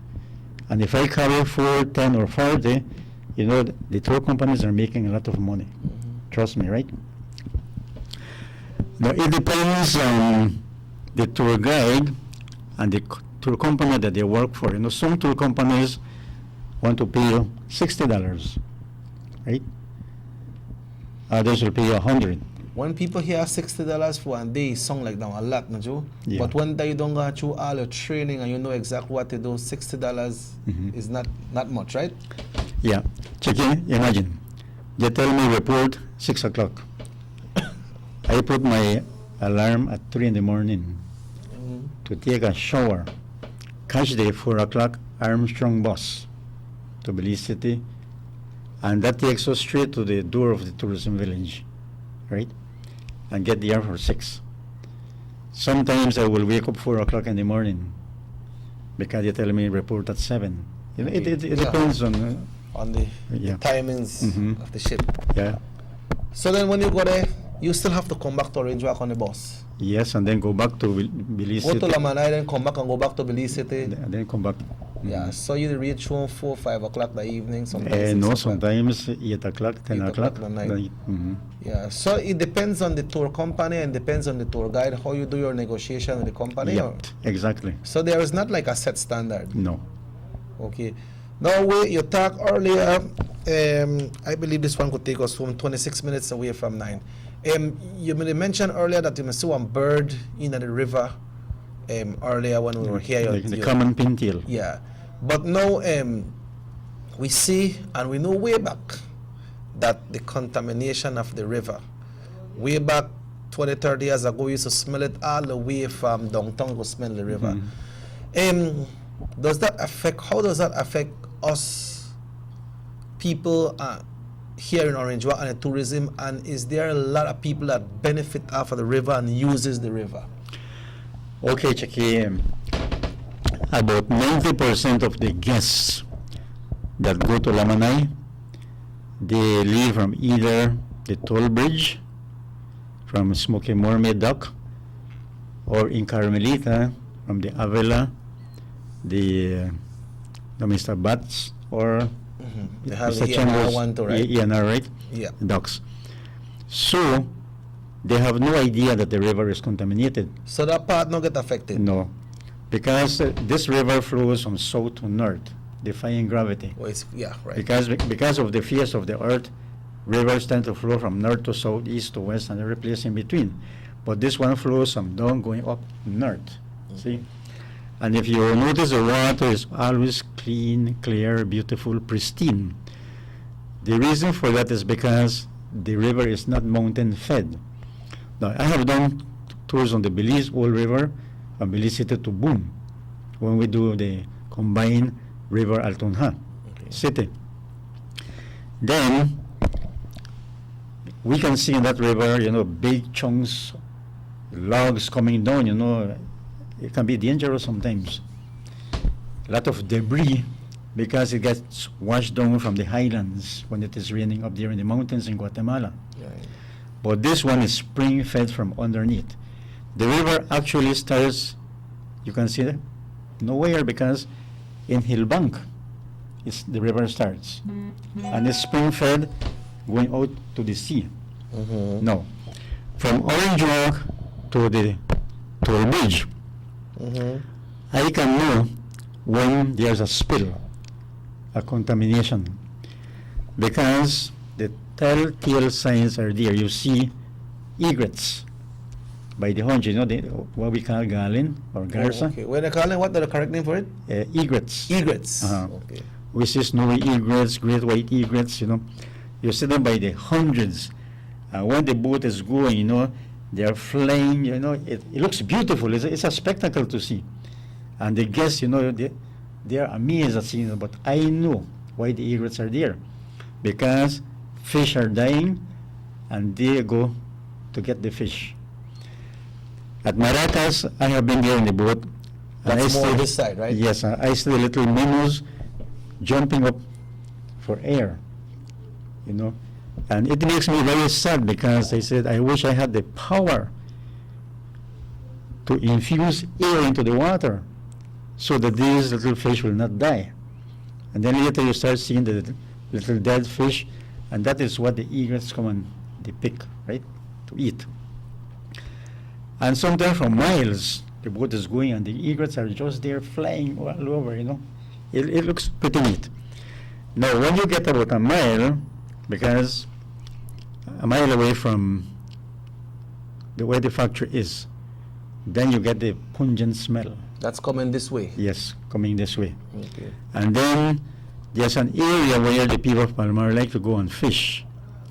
They're not fishing right now, but when you look at the water, you believe, like when you have coffee and you drop milk in it, it looks white and like that, And so I know when there's contamination in the river. So how does that affect the people that lives along the river?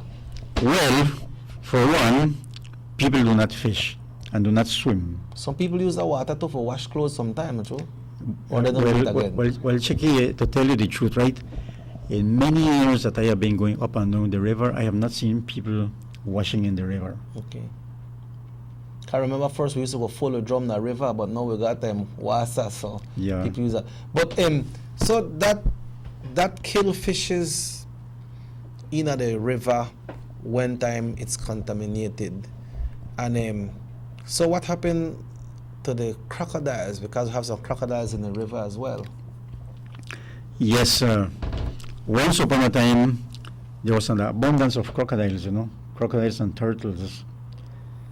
And we are only seeing crocodiles between December to around February, when it's pretty cool.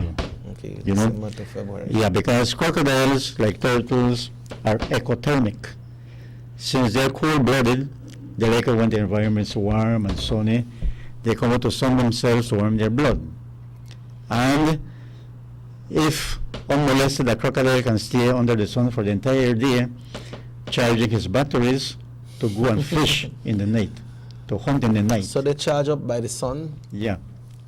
So they have to come up? Yeah. And they're warming up because in the nights they go to hunt. See? But we're not seeing crocodiles lately, Why do you think that happened? Well, I don't know if they have changed their habitats or maybe they have gone more downstream, because the contamination will not reach all the way to the sea. See? Right. So you just probably stay in the river and from there. How long it take for make after the river get contaminated? How long it take before it comes back to normal? It takes about 2 months. 2 months? Yeah. Then the water starts to look okay again. And then you start seeing fishes growing once again. What's the depth of that river? It varies, Chucky.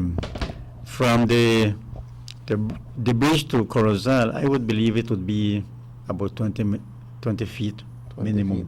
because you know you have the big tugboats pulling the barges, yeah, right? they need them depth, Joe. Yeah.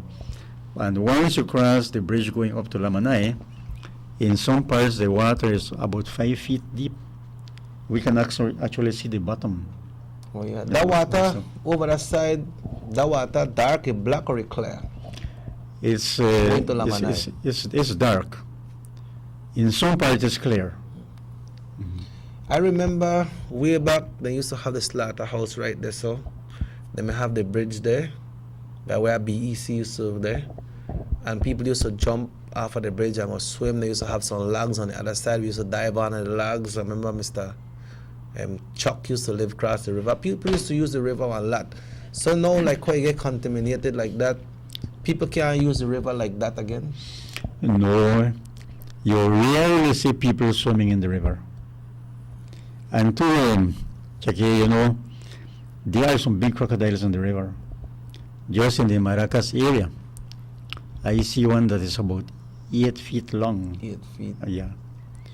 And I have counted 6 crocodiles because there was a dog underneath the shed, and the dog barked.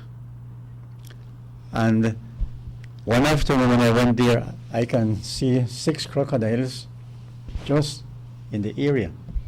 No, they want the dog, right? On the land?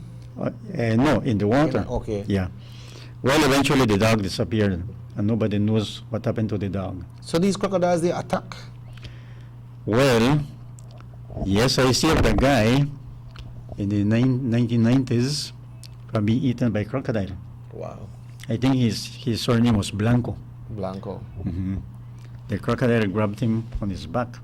He was swimming in the river, and luckily I was coming in my boat, and people were pointing me to look on the other side.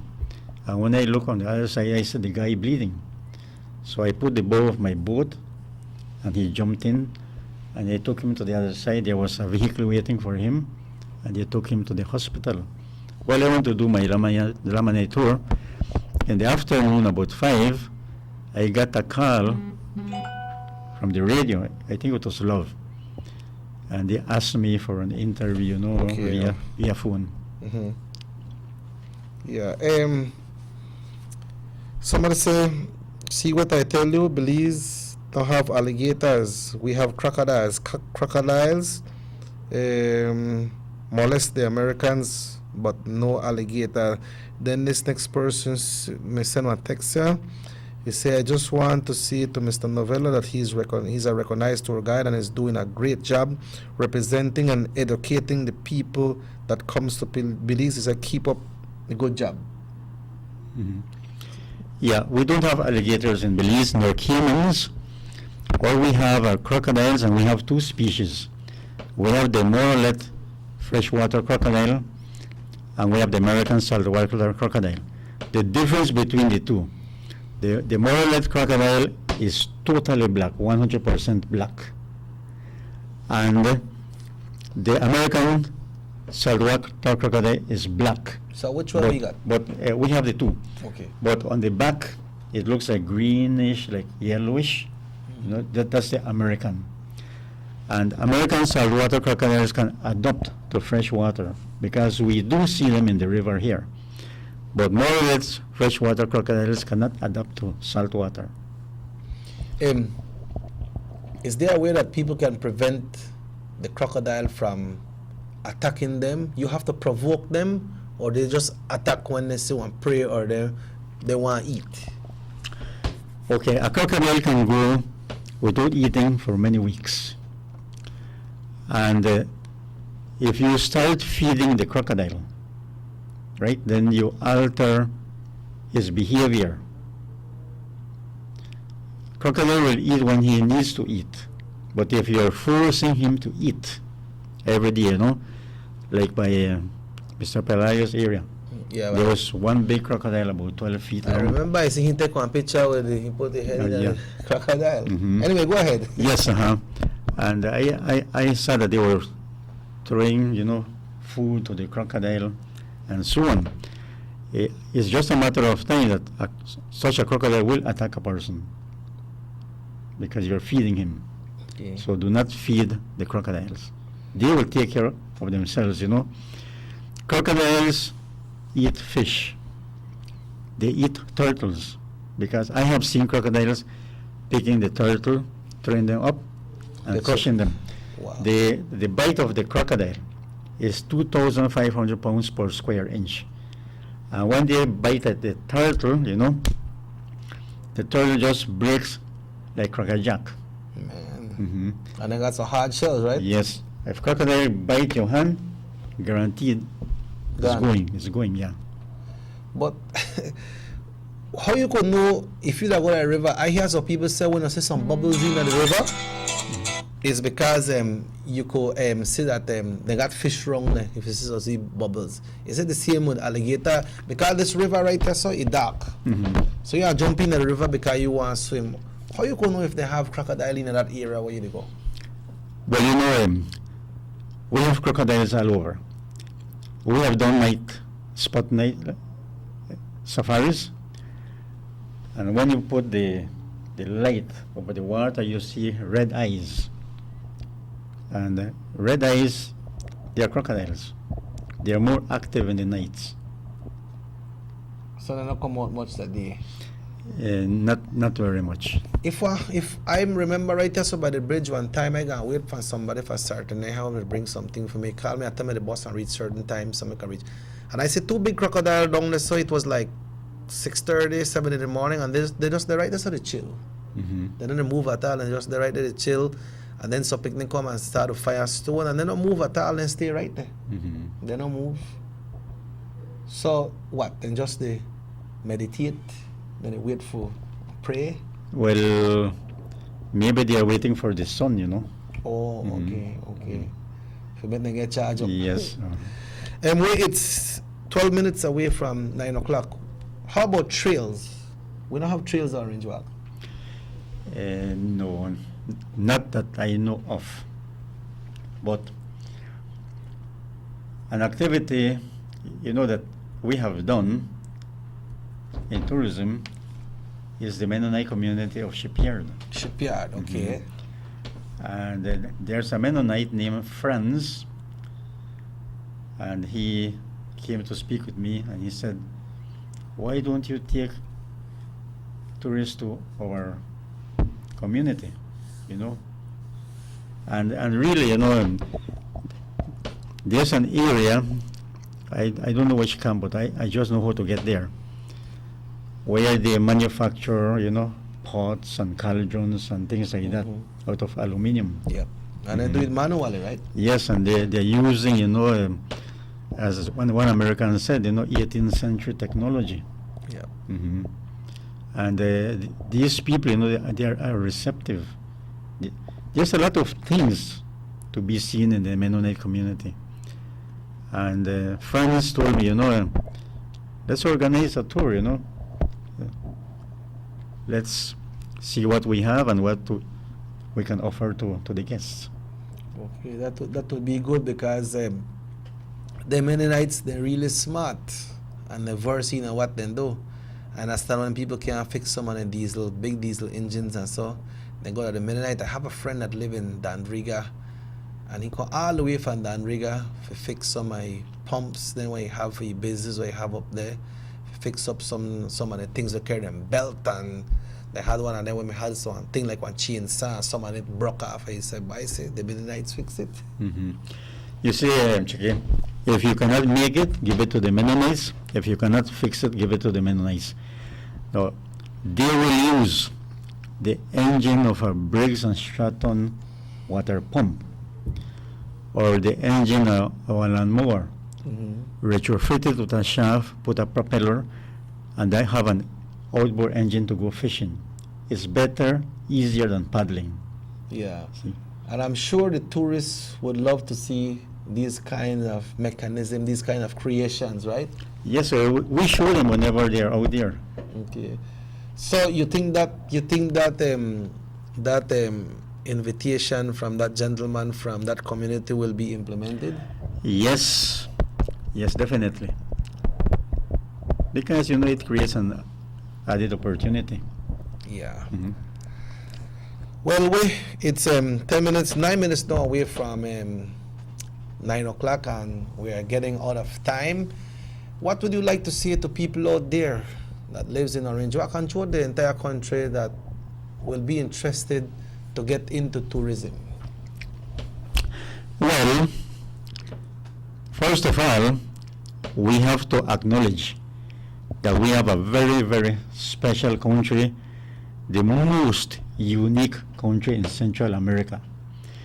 Now, I have been to all over Central America with the exception of Nicaragua. And I can tell you, Cheque, that when it comes to culture, ethnicities, races of people, you know, Belize is the only country in Central America that has learned to miscegenate. Miscegenation is the mixture of the various peoples and races among themselves. Now, in Belize, I would be classified as mestizo, you'll be classified as Creole. But I have a lot of Creole descent cousins, you know. I have an uncle married to a Creole lady. I have male and female cousins that have kids with Creole people and so on, right? And I even have a cousin that is married to a Russian descent girl, you know. So this makes unique, Belize very unique in Central America.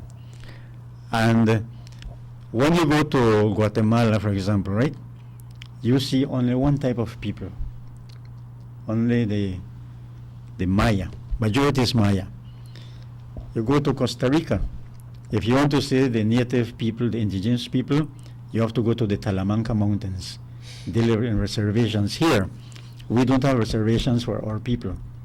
Everyone can roam freely all over the country. See? That's true, that's true. And another thing, Cheque, I think that race relations in Belize is pretty good. Because in a country where about 70 to 80% of the people are not Creole, we have a Creole Prime Minister. Right? And in Orange Rock, the first representative was the late Judge Flowers.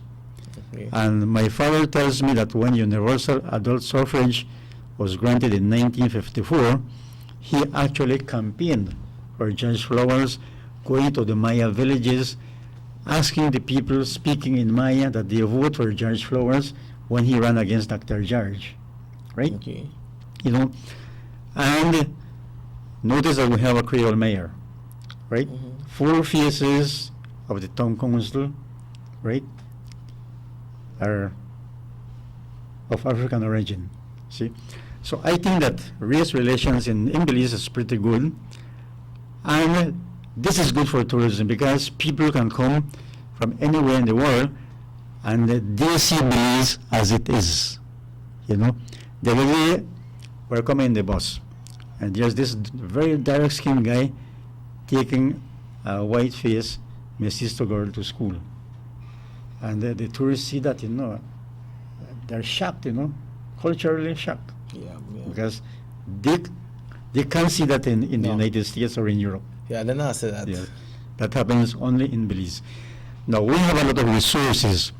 The Great Barrier Reef, UNESCO declared to be one of the 7 submarine wonders of the world. There are only 4 atolls, ring-like coral formations in the entire Atlantic Ocean. And the Atlantic Ocean is this body of water from Argentina going up to Canada, Northern Europe, going to South Africa, and down, right? Only 4 atolls, and 3 of them are Belizean. Wow. Right? The 4th one is known as Banco Chinchorro in southern Mexico, right? Part of the Belize Barrier Reef system. So, I mean, we have the rainforests, we have the ruins, we have the rivers, you know, the reef. I mean, we have a very unique country to market. I remember the last time I went to Italy, to Milano. We had this worldwide tourism trade show. I went there, you know, to market Belize. You see, we're getting a lot of Italians coming down, you know. Now, I would wish to see the day when the BTB, they can actually go to in tourists in Moscow and we start to go into the Russian market because a lot of Russian people are coming to Belize. Yeah, market Belize more. Yes, as they say, right, in Russian, у вас есть очень жарко погода.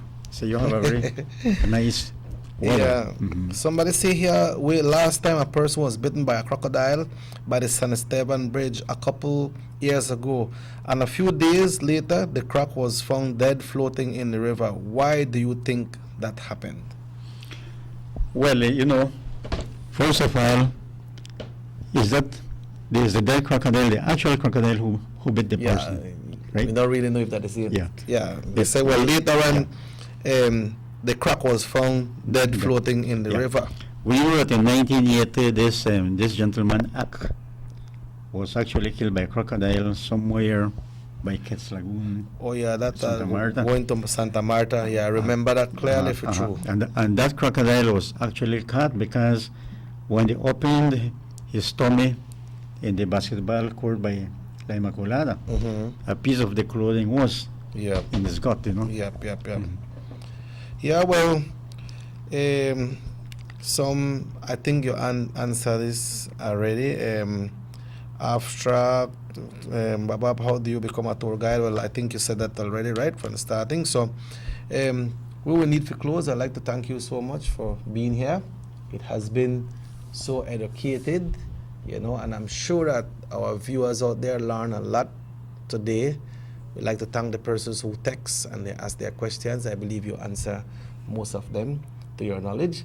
So I want to thank you very much, man, and, you know, keep up the good work. It has been a pleasure. And this show repeats at 9 o'clock tonight, so if you want to look on it again, 9 o'clock on the same station, all right? Okay. Well, Chucky, thanks for having me here. You know, it was a great pleasure to share some of my ideas with the public. And if you want to get into tourism, you know, do not hesitate. Go into it, but go it with mind, heart, and soul.